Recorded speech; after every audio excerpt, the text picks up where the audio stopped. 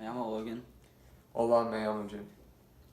Hoy estamos cocinando los payadas.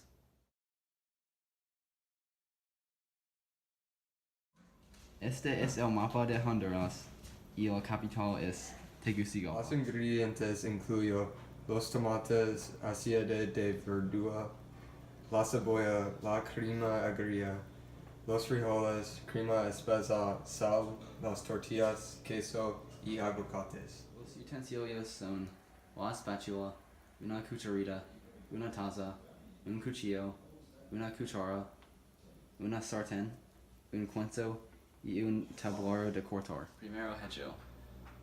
Christopher Columbus funda Honduras. Más que 50% de las personas en Honduras viven en la pobreza. Los nombres por honduranos es catrachos y catrachas. Las diferencias, la comida en Honduras es más picante de la comida de Estados Unidos. El segundo diferencio es la comida de Honduras incluye frijoles y tortillas. Las comidas en ambos países incluyen el pan en la receta. Las comidas en ambos países son poco saludables.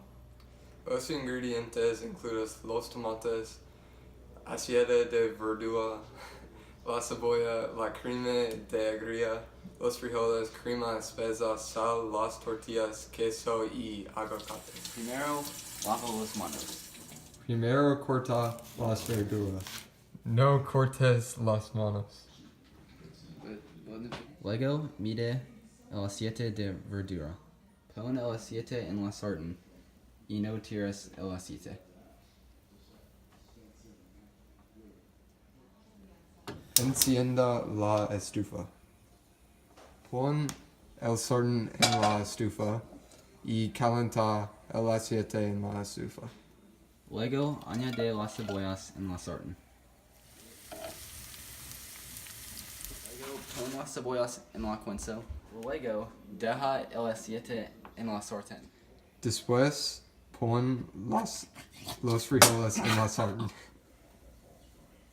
No olvides apagar la estufa. Luego, añade la sal y la crema espesa a la crema agria.